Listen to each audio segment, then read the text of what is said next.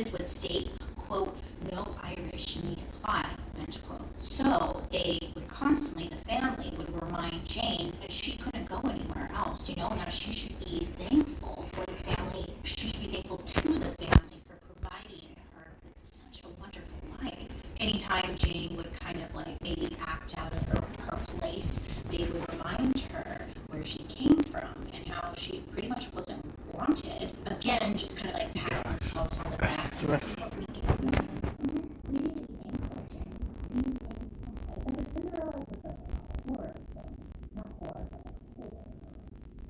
Elizabeth and Jane, they were good friends, best friends. Looking down, Jane was a little bit jealous. Okay, Elizabeth was the daughter of this amazing wealthy family. And Jane was really nice to Elizabeth.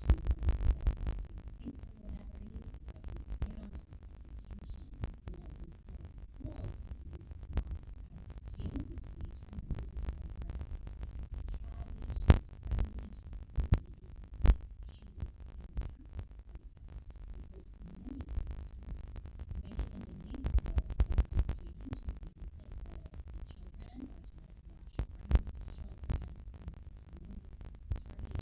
a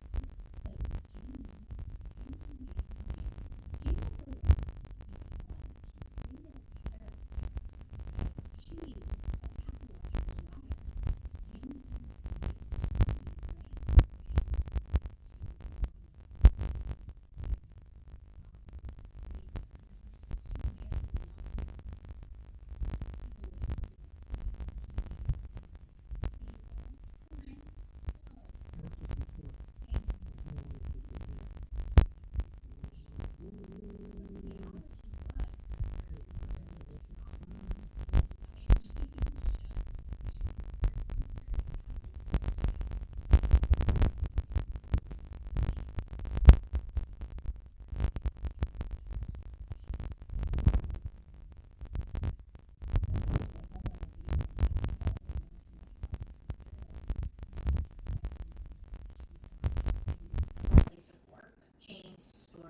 continue over into school, and she just loved to gossip, and she loved or just enjoyed bringing other people down. Jane would make up stories about things like things like that she would choose subjects to what, just like she would write up a lot of the times it would lead to them getting into trouble. The students would get pulled into the office and get a talking to, and then they would get expelled from school. So Jane felt like she was really just running the show, right? I mean, she hadn't gotten in trouble, called out for any of these things that she was doing. And when the rumors would come back around and they'd be like, Jane, we can't talk to you. We heard you're the one who started this rumor. Jane was just able to talk herself out of anything. She was just a really good talker, but she was also just a good liar too. So she was never got in trouble for anything she was doing. In the late 1880s, from 1885 to 1887, Jane began nursing training at Cambridge Hospital. Jane was a strong woman. That would be important because she would have to live with she was strong, so she was able to hold her own. And most importantly, though, she was charming. She had a great personality. She was helpful. She was wanting to help people. She was able to really just woo the patients. They loved her, but also her co-workers loved her. Okay, she was always laughing. She made everybody laugh. She just seemed happy all the time. She wanted to be there. Everyone just loved her, and that's how she ended up getting the nickname Jolly Jane, because she was just so goddamn jolly. Okay, so where's the story at? Well, this is where Jane just went downhill real quick, okay? So Jane, she would often misuse morphine on her patients. She was intrigued by the way it affected her patients, and she would often use her patients as a guinea pig. She would mix medicine to see how the body would react to it. Jane, you should have been a chemist. Jane, you want to get some reactions? Chemistry could have solved all her problems here. Jane would inject her patients with morphine and atropine. The mixture could knock her patients completely out, like they were sleeping, just not kill them. Or she would give a little bit just to prevent them from moving around, but they would be like still awake, but they couldn't move their body, which sounds awful. That's not like that sleep thing you get. When you fall asleep and then you try to move your body, you can. Yeah. Oh my gosh, I hate that feeling. Oh.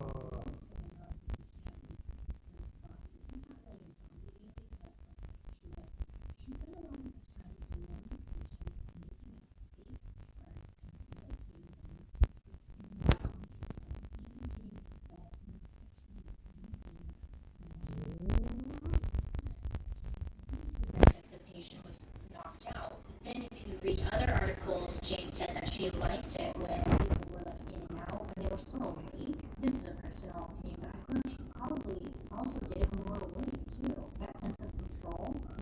Jane would give the patient the medicine and milk. Sometimes she would mix it into the patient's drink, or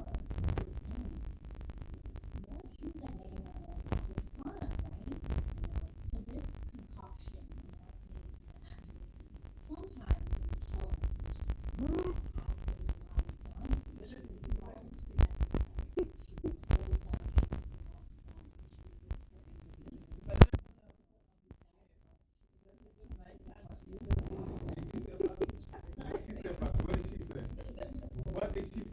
I'm playing the game right now. I'm playing the game. That's not lying. That's not lying. That's not lying. I'm playing the game right now, okay?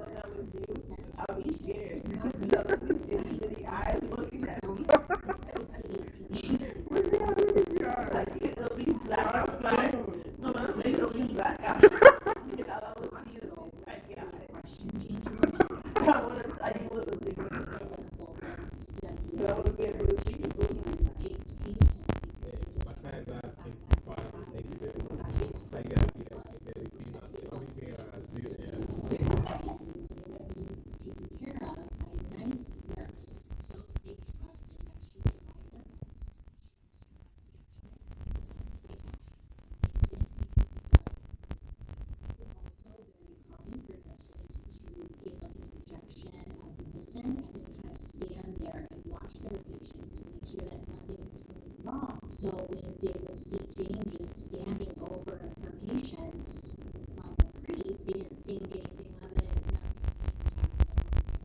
Jane was recommended for the prestigious Massachusetts General Hospital in 1889. And while working there, it said that's where she claimed numerous more victims before she was fired.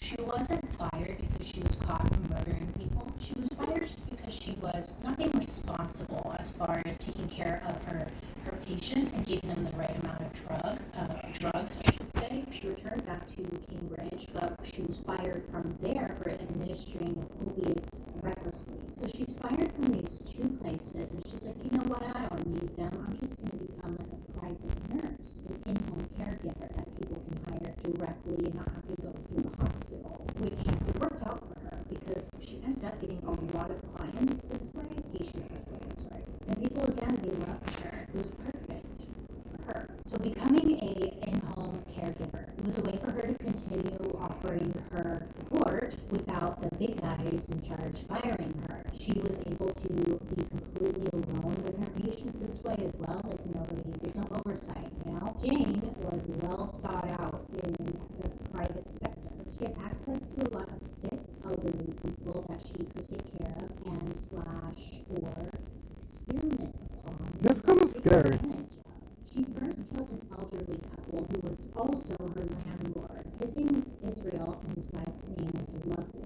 She had also been living with them. So first she had poisoned Israel, and then once he had died, she moved in with Lovely, the now grieving wife. And she lived with her for almost 2 years. And then she poisoned and killed Lovely. And it's very similar to the Octopon story, but Jolly Jane here was using hardcore drugs. Okay, after that, Jane Jolly Jane. an elderly woman whose husband had just died. He was her main caretaker. His widow's granddaughters loved Jane. She met her, decided that Jane is going to now be a caretaker. Oh, she's great. She's so cheery, so positive. She thought Jane could just be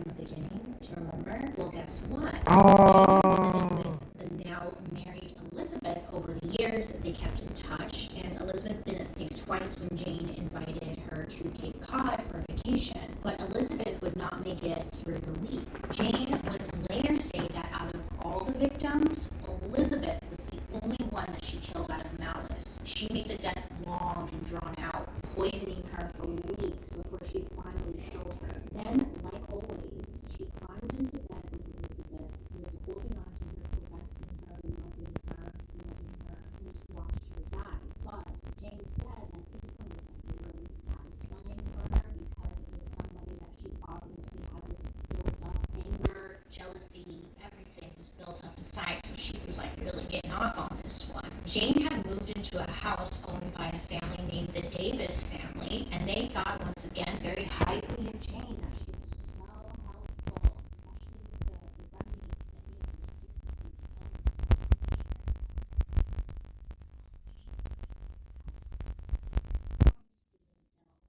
help. She's just building this trust, right?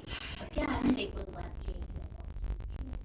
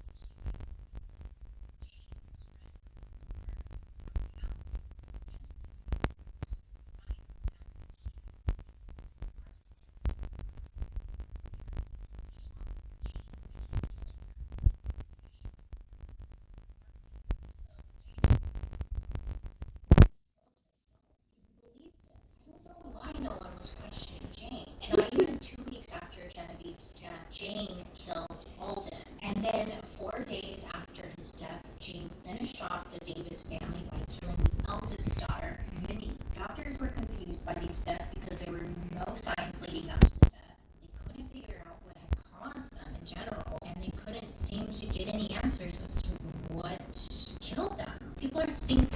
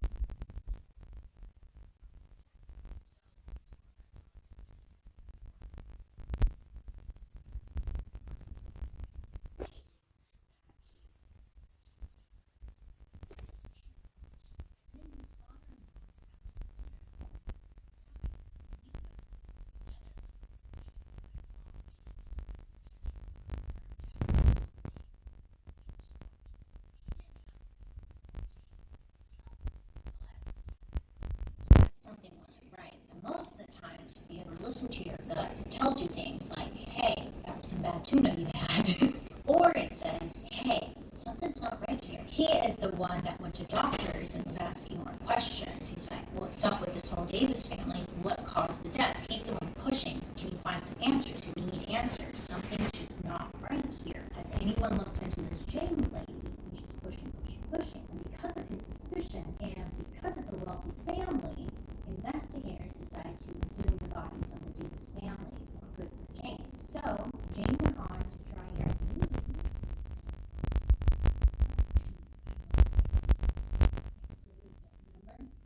lost her sister. She was married to this man named Ormel. Now Elizabeth is already dead. She killed Elizabeth. Ormel, he was working as a church pastor. Now this is a personal opinion, but I think Jane wanted to prove that she was better than Elizabeth. Not the best way she could get true revenge or prove that she's better than Elizabeth was to get Ormel to fall in love with her or to marry her. Personal opinion, I don't know if this was her motive, but this is what I believe. Jane moved in with Ormel's sister, and their housekeeper. Jane was just going to be their live-in nurse to take care of her baby, but there were two technically families, so it was like shared on it. Jane, though, was like, I need to get rid of the housekeeper so that I can have this job. So Jane did just that. She first killed the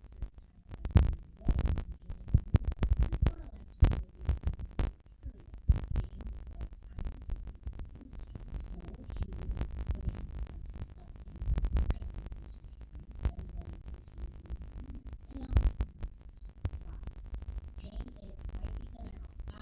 she took the job. So now she's a housekeeper.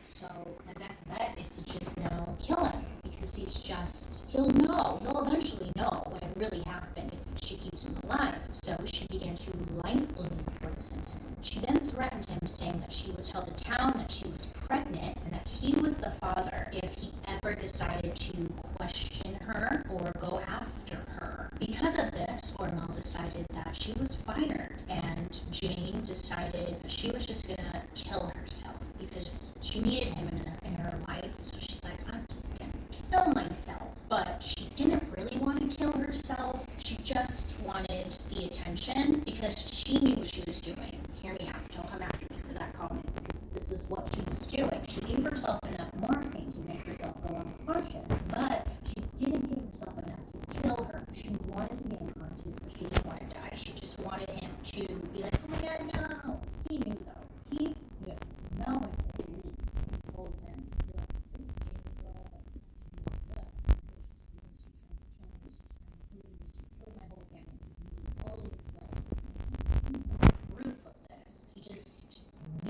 On October 29th, 1901, Jane was arrested.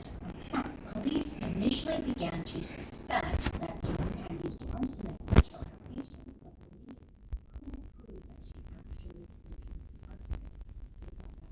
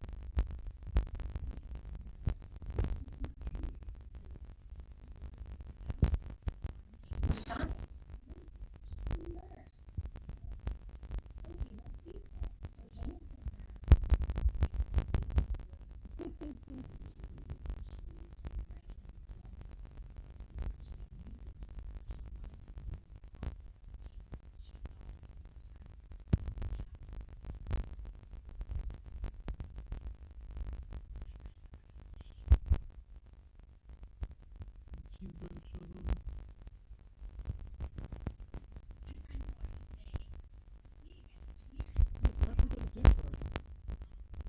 hi, my name is Bailey Sarian, So that's and the next video. Dreams and No. Murder, Mystery, and Makeup Monday. That's my theme song. Don't know how we ended up with it, but we did, and it's here. Every Monday, I sit down and I talk about a true crime story that's been heavy on my noggin, and I do my makeup at the same time. I'm here for you every Monday, and I also upload on Saturdays as well. So I would suggest you hit that subscribe button, especially if you're interested in true crime makeup, because it's cool. So last week we talked about the Unabomber and his manifesto. And it was interesting, you know? How about writing a letter? Might, but I don't know. Really good. So I read my comments, right? And I noticed a couple of comments that would say stuff like, this story was boring. I'm not impressed by Katie's it's not my feeling sometimes, okay? Sometimes I'm coming. Hear me out. So, me and I talk about these stories every single time, and I'm like, whoa, what? And one story that I'm talking about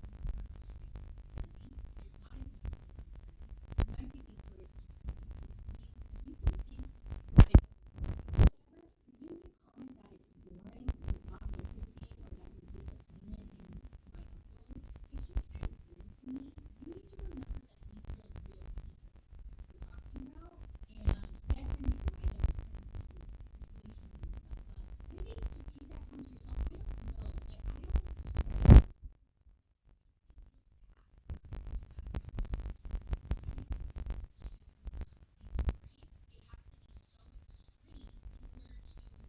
me, it's not even my taking stories to you can think you can comment that it's boring, it's not interesting, or that you're disappointed in my upload. It's just kind of weird to me. You need to remember that these are like real people we're talking about, and yes, I make light of different situations and stuff, but maybe just keep that one to yourself. I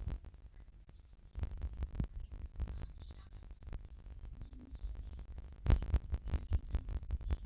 don't. Really interesting and really kind of gross, to be honest as well. So, you know, that's right up my alley, and I thought, let's do it. So, Barbara Daly. Barbara was born in Boston in 1922. I believe she was an only daughter. I didn't read anything about her having siblings, so forgive me if I am wrong there, but I believe she was the only child. When she was 11 years old in 1933, her father actually committed suicide. He locked himself in the garage, committed suicide by carbon monoxide poisoning from the exhaust. Barbara was the one that found him, which I couldn't even imagine how that affects a poor child. Once he committed suicide, it was just her and her mother, and they just waited for the life insurance payment to come through. Now, this was like back in 1933, so I believe life insurance was different then. Like you could actually get life insurance if somebody committed suicide. Now I think if you commit suicide, you don't get life insurance. I could be wrong there. It might be a fixed amount or something, but which is so stupid. So yeah, they ended up collecting a good amount of money when the life insurance came through. Once Barbara's mother collected the life insurance policy, that's when the two of them, Barbara and her mother, they moved to New York City. That's when they took up a residence in the Delmonte Hotel in New York. Based off like articles I was looking at, it seems like the Delmonte Hotel was pretty elite hotel. It's no longer there anymore. Trump actually purchased it in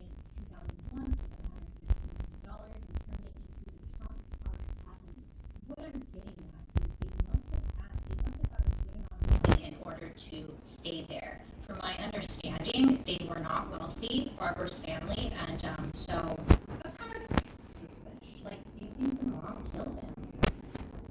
Now the two of them are living in New York City, and Barbara is in her teenage years, in her early 20s.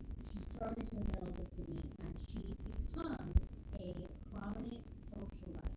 What is a socialite? A socialite is somebody who is wealthy and is always at different parties and always invited to the latest and greatest. Those restaurants that you can't ever get into, a socialite will be there. It's just somebody who networks. I don't know. Socialite, I Googled it. So I Googled socialite, and says a person who's well known in national society is involved in social activities and entertainment, which does to be anyway. Anyway, Barbara becomes a prominent socialite in New York City. And she's famous. Barbara was named one of New York's 10 most beautiful girls. And from that, she gained regular modeling contracts with Vogue and Harper's Bazaar. Her social status and beauty constantly brought reputation to high society, allowing her to be very highbrow.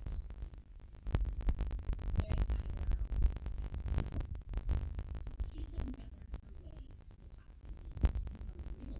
She was actually Mental illness. Her mother also suffered from schizophrenia, but I couldn't really get that much clarification. Now, this was a time when mental health was not really even talked about, because if you were seeing a psychiatrist or anything, you were taken as somebody who's crazy. Am I saying that this is true? No, but this is a time when everybody thought that. She was also seeing a private patient psychiatrist. His name was Dr. Kennedy, and she never mentioned she had this secret mental health and knew she was losing. Now, Barbara actually got invited to fly out to Hollywood for a screen test. She really wanted to make an actress. So while out in Los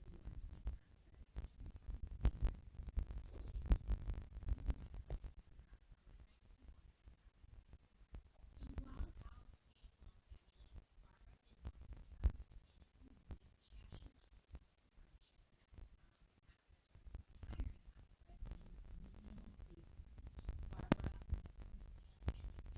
They became friends and they started to talk a lot, and then Amelia introduced Barbara to her father, Brooks. Now, Brooks was much like her parents. Now, her parents are like, oh, that's cool, we think you love her boys. Now, back then, they didn't have the ability to figure out shit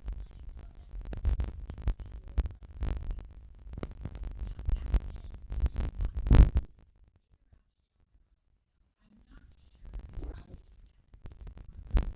This out, but I think probably word of mouth, I'm assuming. Me, She probably. finds out that Brooks, this guy and Cornelia come from a very, very wealthy family. I mean, money you and I will never know.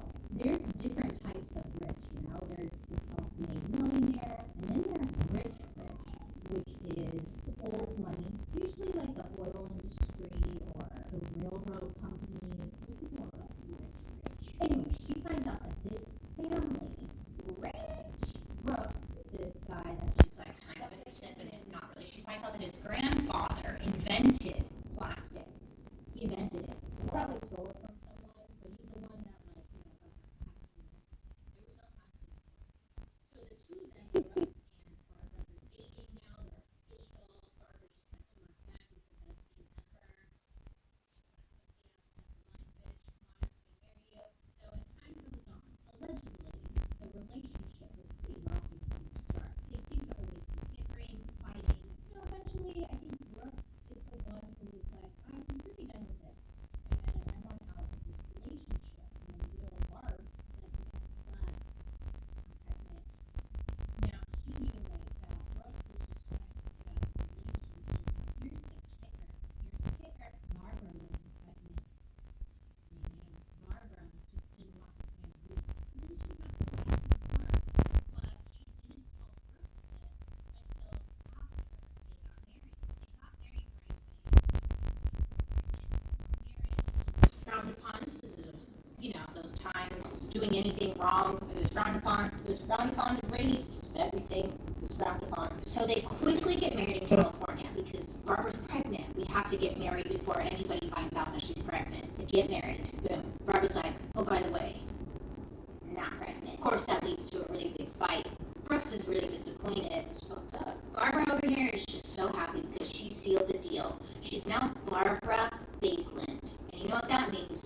Money. She's now part of the family, Bakelite family. Bakelite is the plastic company that the family owned. So after the marriage, the couple had set up a home and luxury apartment in the Upper East Side of New York. And in this apartment, they held parties all the time. They would invite only the fancy and well-known wealthy people in the area. Come on over, we're going to have a party, an extravagant dinner, just to kind of keep this socialite thing going. I honestly don't know why Brooks stayed with her after finding out she lied about being pregnant. I couldn't really find much information. Maybe she lied to him and said she lost the baby. I don't know. And maybe divorce would have been frowned upon. Now, over time, Barbara in general became well known to everybody for her unstable personality. She had rude outbursts, not fun to hang out with. She was just rude. She was very rude. But again, it's a time where you can't get help, and if anyone knew she was seeing a psychiatrist, it would be done for her socialite days. So it was also